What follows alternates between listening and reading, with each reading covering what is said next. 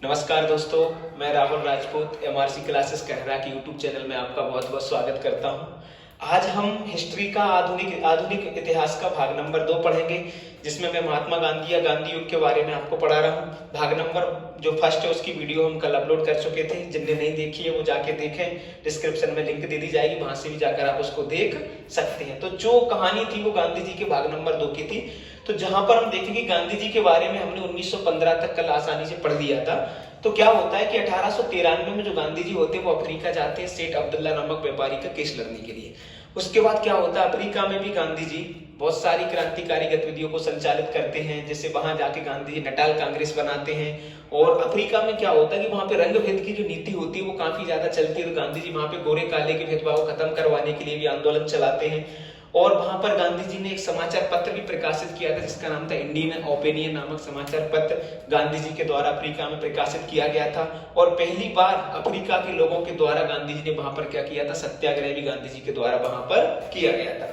तो अब जो आगे की रूपरेखा है कि 1915 के बाद भारत में गांधी जी के किस तरह के मूवमेंट रहे, किस तरह की क्रांतिकारी गतिविधियां रही, उनको हम क्रम बाय क्रम आसानी से अध्ययन करते जाएंगे। तो देखिए हम आगे बढ़ते हैं कि 9 जनवरी को गांधी जब लौट के आते हैं तो 9 जनवरी को हम भारत में प्रवासी दिवस के रूप में मनाते हैं।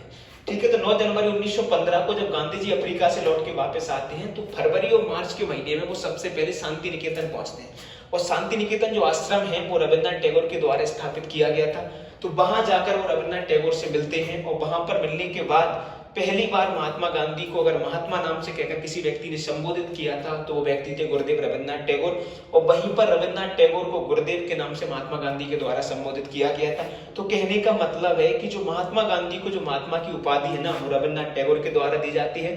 और रविन्द्रनाथ टैगोर को जो गुरुदेव की उपाधि है वो महात्मा गांधी के द्वारा दी जाती है। अब आगे का घटनाक्रम इस प्रकार है कि 1916 में गांधी जी लखनऊ पहुंचते हैं। तो लखनऊ में क्या होता है, वहां पे कांग्रेस का अधिवेशन भी होता है जहां पे गरम दल नरम दल फिर से एक हो जाते हैं। तो 1916 में लखनऊ में एक व्यक्ति आते हैं पश्चिमी चंपारण बिहार से गांधी जी से मिलने, जिनका नाम होता है राजकुमार शुक्ल। तो राजकुमार शुक्ल नाम के व्यक्ति की मुलाकात 1916 में गांधी जी से होती है लखनऊ में। और वहां पर जो राजकुमार शुक्ल थे गांधी जी को चंपारण में सत्याग्रह करने के लिए क्या करते हैं, आमंत्रित करते हैं। तो गांधी जी उनकी बात से सहमत हो जाते हैं। अब क्या होता है कि 1917 में गांधी जी कहां पहुंचते हैं, बिहार पहुंचते हैं। बिहार में सबसे पहले पटना जाकर राजेंद्र प्रसाद जी के यहाँ पर वो रुकते हैं। तो राजेंद्र प्रसाद, डब्ल्यू.सी. बनर्जी और महात्मा गांधी कहाँ पहुंचते हैं, पटना से पश्चिमी चंपारण पहुंचते हैं। और वहां जाकर किसानों से उस चीज के बारे में जानते हैं जिनसे अंग्रेज सरकार उनको परेशान करती है। वो होती है तिनकठिया प्रथा। क्या होती है, तिनकठिया प्रथा। ये तिनकठिया प्रथा का मतलब क्या होता है कि अंग्रेज पश्चिमी चंपारण के गांव मुरली भरवा, पश्चिमी चंपारण में अंग्रेज क्या करते थे कि वहां पर किसानों से कहते थे कि आपको अपनी 20 कट्टे जमीन में से 3 कट्टे जमीन पर क्या करना है, नील की खेती करना है। और उस नील की खेती को यूरोपीय कंपनियां या अंग्रेजों द्वारा तय किए गए दामों पर ही क्या करना है, आपको बेचना है। मतलब आप अपनी जमीन पे खेती करेंगे और उसको बेचेंगे, अपनी मर्जी से आप लोग नहीं बेच पाओगे, आप अंग्रेजों द्वारा तय की गई कीमत पर ही उसको क्या कर पाओगे, बेच पाओगे। इसी पद्धति को क्या कहा गया था, तिनकठिया प्रथा। अब समस्या ये थी सबसे बड़ी कि जो पश्चिमी चंपारण के जो किसान थे ना, वो खेती करने के लिए तैयार थे, क्योंकि एक तो उनको उनकी उपज का सही से दाम नहीं मिल रहा था, दूसरा नील की खेती करने से क्या होता है कि उनकी जमीन की उर्वरक क्षमता क्या हो जाती, खत्म हो जाती।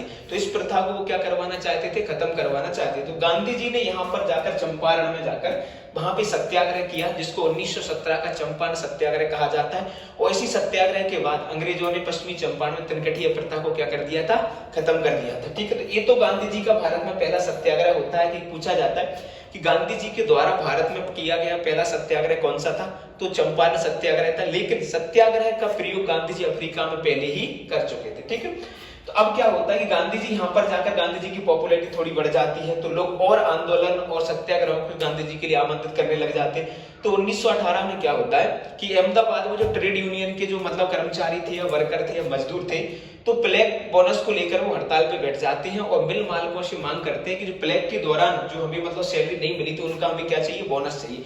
तो जो मिल के जो मालिक थे वो मजदूरों की बात को मानने से क्या कर दे रहे थे, मना कर देते थे। तो सारे ट्रेड यूनियन के जो वर्कर थे वो हड़ताल पे बैठ जाते। अब इस हड़ताल पे मजदूर बैठ जाते हैं, लेकिन उनकी बात को कोई भी मिल का मालिक नहीं सुनता है। फिर क्या होता है कि गांधी जी अहमदाबाद पहुंचते हैं और वहां पर मिल मजदूरों की हड़ताल में गांधी जी क्या हो जाते, शामिल हो जाते। तो गांधी जी अपनी किसानों की, मजदूरों की तरफ से अपनी बात रखते हैं। इसके बाद क्या होता है कि जो मिल के जो मालिक हैं वो गांधी जी की बात से क्या हो जाते, सहमत हो जाते हैं और मिलकर मजदूरों को लगभग 35% मतलब बोनस देना क्या कर लेते, स्वीकार कर लेते।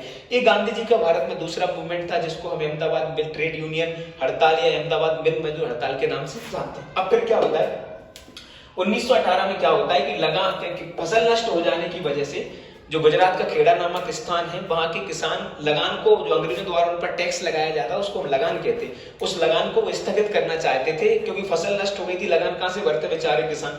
तो खेड़ा का सत्याग्रह था वो लगान को स्थगित करने से था। तो खेड़ा के किसान लगान को स्थगित करना चाहते थे लेकिन अंग्रेज सरकार उनकी बात को मानने के लिए तैयार नहीं थी। फिर क्या होता है कि खेड़ा में गांधी जी एक सत्याग्रह करते हैं, इनकी बात से क्या हो जाता है, अंग्रेज सहमत हो जाते हैं और लगान को क्या कर देते हैं, स्थगित कर देते हैं। तो ये तो भारत में गांधी जी के पहले क्रांतिकारी मूवमेंट थे। अब क्या होता है कि जब हम क्रम बाय क्रम आधुनिक भारत का इतिहास पढ़ ही रहे हैं तो जो चीजें बीच में क्रम बाय क्रम आती जाएंगी सारी चीजों को हम क्रम बाय क्रम से देखते जाते हैं। तो ये 1918 की कहानी के बाद एक घटना घट जाती है जो भारत में एक तरीके से कहीं काला धब्बे के रूप में होती है जिसका नाम है जलियांवाला बाग हत्याकांड। क्या नाम है, जलियांवाला बाग हत्याकांड। तो जलियांवाला जो बाग है ना वो हत्याकांड कब हुआ था, वो 13 अप्रैल 1919 को, 13 अप्रैल 1919 को ये जलियांवाला बाग की घटना घटित होती है। ओके, अगर इसको हम देखेंगे पूरे सारे बिंदुओं पर इस पे हम चर्चा करेंगे घटना क्यों घटी, कौन इसका जिम्मेदार था, कौन सी कमेटी का गठन किया गया इसके आरोपों की जांच करने के लिए। तो क्या होता है कि देखो पंजाब में क्या था, क्रांतिकारी गतिविधियां काफी संचालित हो रही थी अंग्रेजों को पंजाब से भगाने के लिए। तो पंजाब के दो व्यक्ति थे, एक का नाम था डॉक्टर सतपाल और दूसरे का नाम था डॉक्टर सैफुद्दीन किचलू। एक थे डॉक्टर सतपाल और दूसरे थे डॉक्टर सैफुद्दीन किचलू। तो क्या होता है कि पंजाब के दोनों लोकप्रिय नेताओं को अंग्रेज पुलिस अधिकारियों के द्वारा क्या कर लिया जाता है, गिरफ्तार कर लिया जाता है। अब इनकी गिरफ्तारी के विरोध में क्या करते हैं कि पंजाब के बहुत सारे लोग इकट्ठे हो जाते हैं। कहां पे, डेट थी 13 अप्रैल 1919 को, पंजाब के अमृतसर में एक जगह है, एक बाग है जिसका नाम था जलियांवाला बाग। तो वहां पर इनकी रिहाई को लेकर एक सभा आयोजित हो जाती है और कोई व्यक्ति जैसा होता है जो इस सभा की जानकारी एक अंग्रेज अधिकारी माइकल ओ डायर को दे देता है जिसका नाम जनरल माइकल ओ डायर होता है। तो उसको ये जानकारी देता है तो डायर क्या करता है कि इस सभा में पहुंच जाता है। इस सभा में जैसे ही डायर पहुंचता है तो पहुंचने के बाद डायर जलियांवाला बाग में बिना कोई पूर्व चेतावनी दिए क्या कर देता है, सभा में अंधाधुंध गोलियां चलवा देता है। इन अंधाधुंध गोलियों में अगर माना जाए हंटर कमीशन के अनुसार कि इस जो गोलियां चली थी इसमें 1000 लोगों की क्या हो गई थी, मौत हो गई थी, हजारों की संख्या में लोग क्या हो जाते, घायल हो जाते। घटना इतनी भयंकर थी कि इस बाग के अंदर एक कुआं था, लोग जान बचाने के लिए भागते भागते उस कुएं में कूद जा रहे थे। तो जब बाद में गोलियां शांत हुई, गोलियां बंद हुई तो बाद में देखा गया तो पूरा कुआं लाशों से भर गया था। इस घटना को भारत में काला धब्बा के रूप में माना जाता है। इसे या तो जलियांवाला बाग हम नरसंहार भी कह सकते हो, जलियांवाला बाग हत्याकांड हम इसको कहते हैं। इसका जिम्मेदार था जनरल माइकल ओ डायर। बाद में जनरल माइकल ओ डायर की हत्या उधम सिंह के द्वारा कर दी गई थी। लेकिन अंग्रेजों ने क्या किया कि इस जलियांवाला बाग हत्याकांड की जांच करने के लिए क्या किया था, उन्होंने एक हंटर कमीशन का गठन किया था जिसको हम हंटर आयोग कहा जाता है। तो हंटर आयोग ने इस पे अपनी रिपोर्टें भी सौंपी थी। तो पूछा जाता है कि जलियांवाला बाग हत्याकांड की जांच करने के लिए कौन सा आयोग बनाया गया था अंग्रेजों के द्वारा। तो अंग्रेजों के द्वारा हंटर कमीशन या हंटर आयोग का क्या किया गया था, गठन किया था। अब उसके बाद क्या होता है कि 1919 का क्या होता है, एक तो भारत शासन अधिनियम आता है और 1919 में क्या होता है, खिलाफत आंदोलन आता है। लेकिन एक एक्ट आता है जिसका नाम होता है रॉलेट एक्ट। तो क्या होता है कि 1919 में अंग्रेजों द्वारा भारत में बढ़ती क्रांतिकारी गतिविधियों को दबाने के लिए एक एक्ट लाया जाता है, एक कानून लाया जाता है जिसका नाम होता है रॉलेट एक्ट या जिसको हम काला कानून के नाम से भी जानते थे। अब ये रॉलेट एक्ट क्या था, तो अंग्रेजों ने रॉलेट एक्ट को बनाया कहां पे, लंदन में। और इस रॉलेट एक्ट को भारत भेजा कि भारत में जो मतलब अंग्रेजी दमनकारी नीतियां चलाई जा रही हैं या जो भारत में क्रांतिकारी गतिविधियां संचालित हो रही है उनको आप दबाने के लिए भारत जाइए। तो भारत में जैसे कानून आता है तो इसकी सबसे बड़ी बात थी कि इस कानून के तहत किसी भी व्यक्ति को आप बिना कोई पूर्व चेतावनी दिए, बिना कोई सूचना के आप गिरफ्तार कर सकते थे और उसको गिरफ्तार करने के बाद सीधा जेल में डाल दिया जाता था। इसका मतलब था कि इस कानून को कोई भी व्यक्ति संदेह के आधार पर आप उसको गिरफ्तार कर लो, उस पर ना तो कोई केस चलेगा ना उसकी जमानत होगी, सीधा उसको कहां पर डाल दिया जाएगा, जेल में डाल दिया जाएगा। यही कारण है कि रॉलेट एक्ट को भारत में काला कानून के नाम से जाना जाता था।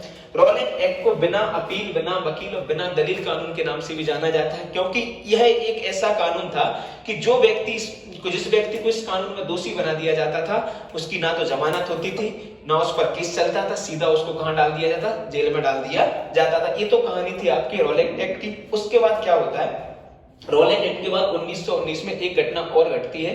एक घटना और घटती। तो रॉल एक्ट जो आपका 1919 में क्या होता है, भारत शासन अधिनियम आता है। भारत शासन अधिनियम आता है। इस अधिनियम के द्वारा क्या होता है कि भारत शासन अधिनियम के द्वारा प्रांतों में द्वैध शासन की क्या की जाती है, व्यवस्था की जाती है। तो कई बार क्वेश्चन पूछा जाता है किस अधिनियम के द्वारा प्रांतों में द्वैध शासन की व्यवस्था की गई, तो 1919 के भारत शासन अधिनियम के द्वारा प्रांतों में द्वैध शासन की व्यवस्था की गई। दूसरा इसी को मॉन्टेगू चेम्सफोर्ड सुधार अधिनियम भी जाना जाता है। तो लॉर्ड चेम्सफोर्ड थे 1919 में, उनके समय 1919 का भारत शासन अधिनियम भारत लाया गया था, यह बनाया गया था अंग्रेजों के द्वारा। उसके बाद क्या होता है, 1919 में एक घटनाक्रम और होता है जिसको हम खिलाफत आंदोलन के नाम से जानते हैं। तो क्या होता है कि तुर्की में मुसलमानों का जो सर्वश्रेष्ठ पद होता है खलीफा का, तो उस खलीफा के पद को क्या कर दिया जाता था, खत्म कर दिया जाता था। उसका प्रभाव यहाँ पर दो मुस्लिम नेता, जिसका दो भाई थे अली बंधु, जिनका नाम था मोहम्मद अली, शौकत अली, यहाँ पर उसका प्रभाव देखने को मिलता है। और ये दोनों भाई मिलकर 1919-20 में क्या करते, खिलाफत आंदोलन को क्या करवा देते हैं, शुरू करवा देते हैं। तो आज का वीडियो आपका इतना ही रहेगा। उसके बाद अगर आपको ये वीडियो अच्छा लगता है तो आप जाके इसको वीडियो को पूरा देखें। इसका पहला पार्ट हम कल अपडेट कर चुके हैं, अपलोड कर चुके हैं। आगे का जो वीडियो होगा क्रम बाय क्रम अपना चलेगा। गांधी युग हमारा 1947 तक पूरा कंप्लीट है, तो हम धीरे धीरे करके इसको 3-4 पार्टों में शॉर्ट करके बनाते जाएंगे। ये वीडियो आपको जैसा लगे कमेंट में जरूर बताएं, लाइक करें, चैनल को सब्सक्राइब करें और ऐसे ही हमारा सहयोग करते रहें ताकि हम आगे आपकी वीडियो बना सकें। और अगर आप हमारी ऑफलाइन क्लास को ज्वाइन करना चाहते हो तो MRC क्लासेस का एड्रेस है रेस्ट हाउस के सामने वाले सीधे, अगर आप आपको संस्कृति स्कूल के पीछे आपको MRC क्लासेस मिल जाएगी। तो हमारे ऑफलाइन बैच को भी आप क्या कर सकते हो, ज्वाइन करते हो।